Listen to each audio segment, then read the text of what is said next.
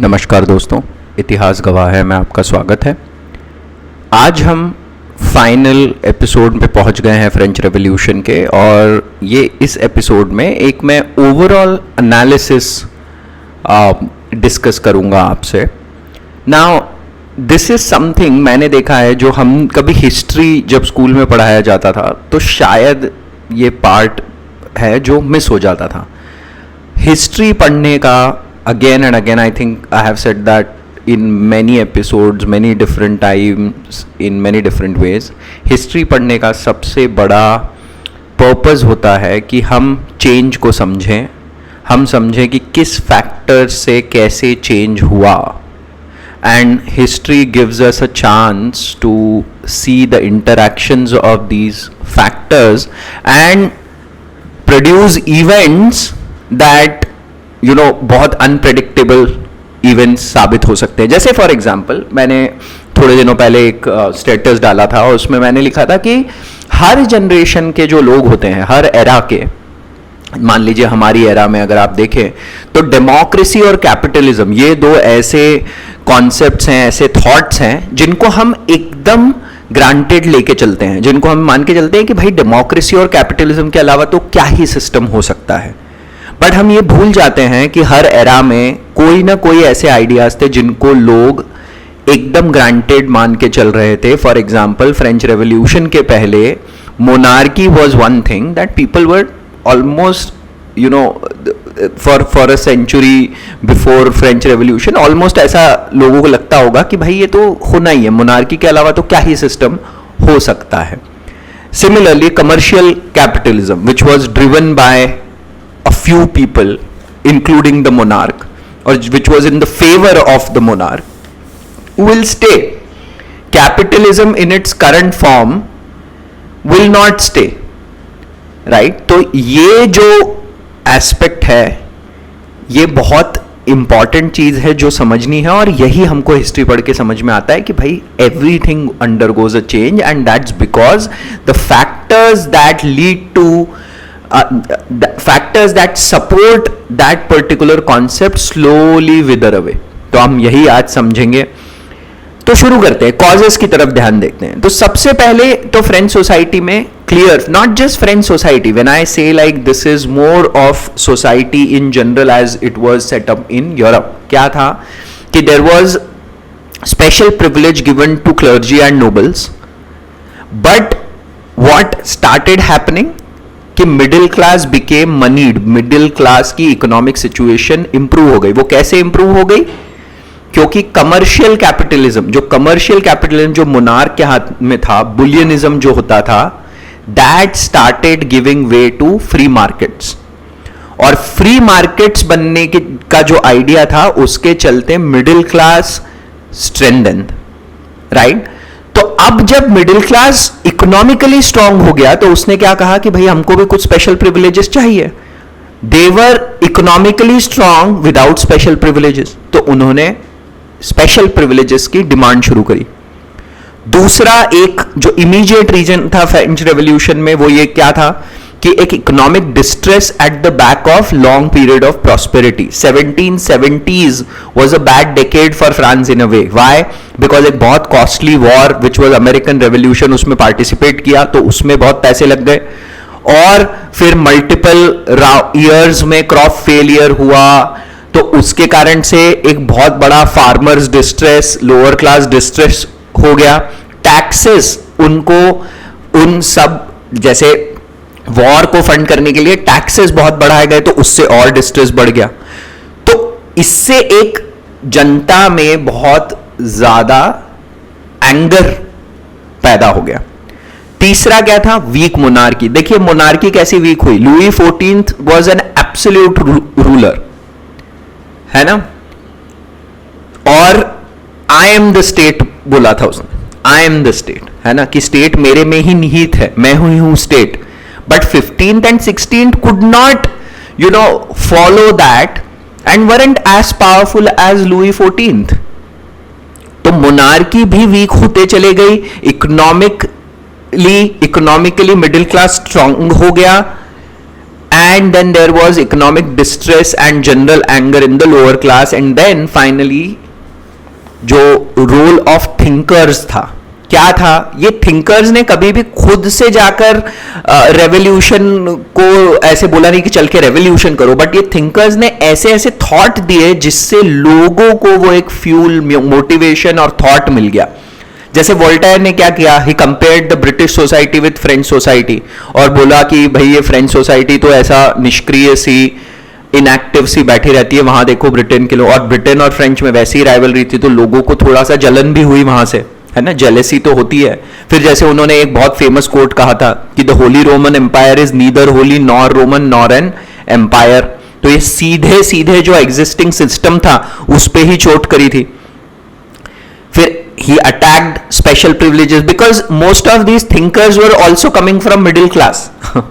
तो ये बात समझनी है, middle class never wants complete revolution, है ना. तो ये बहुत इंपॉर्टेंट पॉइंट है. तो attack on special privileges, absolute monarchy पे भी उन्होंने सवाल खड़े करे. सिमिलरली मॉन्टेस्क ने separation of power to ensure individual freedom की बात करी, है ना, ये बार हमने बात करी है. जॉन लॉक ने लिमिटेड मोनार्की पे अटेंशन लाया लोगों का. एंड फाइनली रूसो, जिनके बारे में तो हमने पूरे एक एपिसोड में डिस्कस किया, जो बहुत ही एक्स्ट्राऑर्डिनरी और आगे के थिंकर थे, उन्होंने जनरल विल की बात कही. उन्होंने कहा man is born free and everywhere he is in chains. तो सडनली अब जब ये जनरल विल, इस टाइप के आइडियाज जब society which was already feeling the tension उसमें चले गए तो रेवोल्यूशन के ऐसा माहौल बन गया. And most importantly French revolution को हम अमेरिकन रेवोल्यूशन का ही नेक्स्ट स्टेज भी देख सकते हैं. क्यों? क्योंकि लगता अलग अलग कॉन्टिनेंट्स में हो रहा है ऐसा लगता है ना. इवन फ्रेंच मोनार्क थॉट कि भाई अमेरिकन रेवोल्यूशन में सपोर्ट करके वो ब्रिटेन को थोड़ा सा they will take some kind of revenge of losing India and Canada के रीजन्स टू ब्रिटेन, है ना. तो उनको ऐसा लगा. बट प्रॉब्लम क्या है वहां पे? प्रॉब्लम ये थी कि American revolution was a revolution of middle class against monarchy, और मोनार्क तो फ्रेंच भी थे, वहां पे भी तो मोनार्की थी. तो ये बात कोई समझ नहीं पा रहे थे. और उससे क्या हुआ, जैसे हमने कहा वहां पे जो फ्रेंच आर्मी गई तो वो और इंस्पायर्ड लौटी, तो उससे भी एक बहुत बड़े मतलब मोटिवेशन मिली और लोगों को और आइडियाज मिले और दिखा, एक एग्जाम्पल भी मिल गया कि हाँ दिस इज पॉसिबल. और अमेरिकन रेवोल्यूशन के आइडियल्स भी देखिए क्या क्या थे, individual freedom, right to property, limited franchise, all are middle class ideals. तो ये एक नेक्स्ट स्टेज बोल सकते हैं आप फ्रेंच रेवोल्यूशन का. अब देखिए फ्रेंच रेवोल्यूशन का एक जो बहुत बार आपको लोगों के मुंह से सुनने को मिलेगा कि भाई रेवोल्यूशन, बट कुछ ऐसा खास हुआ नहीं. और फिर लोग एग्जाम्पल क्या देते हैं कि revolution descended into like a reign of terror during Jacobin era, then it descended into almost like a monarchy during Napoleon. तो कहा है कि revolution people happen to say, but and basically people say कि वो अपने ideal से deviate हो गई, है ना. ब्लडी रेवोल्यूशन हो गई, डिक्टेटर आ गया बीच में ही एक नेपोलियन के इस फॉर्म में, है ना. बट अगर आप ध्यान देखेंगे तो this French revolution it basically change Europe in an irreversible way. French revolution के बाद, नेपोलियन के बाद 1850 में कोशिश करी गई 1850 के बाद कि हम फिर से मोनार्की एस्टैब्लिश, बट अब वो पॉसिबल नहीं था. And it led to changes in Europe which were almost irreversible and unforeseen. दूसरा क्या है, जो भी हो आप भले उसको ऐसा बोले कि भाई डिविएटेड फ्रॉम इट्स आइडियल, अपने प्रॉमिस को मीट नहीं कर पाई पूरी तरीके से, फिर भी it ended feudalism formally and ended monarchy. Monarchy पे कड़ी चोट करी. And France as a nation went from a situation where people were subjects of the monarch to where the state was of people, है ना. People का state हो गया. Middle class empowerment हुआ. The same trend that started with American revolution continued. Church के power में limit किया गया और फिर नेपोलियन ने थोड़ा सा उनको राइट्स दिए just to fuel his political popularity, but church को काफी तरीके से कंट्रोल में ला दिया गया एग्जिस्टिंग गवर्नमेंट के. and more importantly this revolution and its idea spread to Europe, है ना. The efforts to restore, जो मैं कह रहा था, monarchical model were met with revolts in 1830s, in 1848. आगे चल के जो मैंने आपको बताया था, याद है, राइन कॉन्फेडरेसी बना दी थी नेपोलियन ने, तो वो ही प्लेड अ रोल. और आगे चल के जो फ्रेंच रेवोल्यूशन में आइडिया ऑफ नेशनलिज्म आया और नेशनल प्राइड आया, उसी से ही आप देखेंगे आगे चल के यूनिफिकेशन ऑफ इटली और जर्मनी भी कनेक्टेड है. फिर मैंने आपको बताया था Napoleon code, which had a tremendous impact on a lot of lawmakers and the law frameworks across European nation as far as Turkey, and involvement of women. French revolution के time 50 to 60 women clubs and salons बन गए थे France में. Newspaper start हुए before, during and after. Demands for right to vote, contest election और political position for women, ये उठ के आया. और एक जो विमेन थी, Olympe de Gouges, right, she was sent to guillotine by Robespierre because she was one of the foremost thinkers when it came to women. She actually sent declaration of right of women, क्योंकि declaration of right of men and citizen हुआ था, तो ये उन्होंने उसके against में बोला कि भाई विमेन की भी तो राइट है. She sent this to Queen Marie Antoinette. तो ये जो चीजें हैं ये फ्रेंच रेवोल्यूशन में स्टैंड आउट करती हैं. यस, इवन आई अग्री कि वो अपने फुल प्रॉमिस को शायद मीट नहीं कर पाए, but it brought changes that were irreversible. It gave ideas. For example, remember I had talked about democracy, socialism, जो reign of terror, Jacobin rule के टाइम जो आए आइडियाज, वो आगे चल के आपको देखने को मिलेंगे, were adopted, right? So it gave ideas that changed the position of Europe, inspired not just Europe but also a lot of movements across Latin America and Asia. तो ये एक इंपॉर्टेंट बात ध्यान रखनी है. Yes, criticism is levelled and some of that criticism has weight, but a lot of that criticism is also countered by the fact that there were many such changes. फिर आते हैं नेपोलियन पे. Now Napoleon himself said at 2 different times, I am a child of the revolution, I am the destroyer of the revolution. क्यों? क्योंकि child तो ऐसे है कि देखिए, हमने जब नेपोलियन का राइज देखा था तो थ्रू आउट द रेवोल्यूशन ही उनको सपोर्ट मिलते रहा ना, क्योंकि रेवोल्यूशनरी वॉर्स हुए और उन वॉर्स में अपनी मिलिट्री प्रोवेस दिखाने के कारण नेपोलियन को, और he became a national hero and went into a powerful position.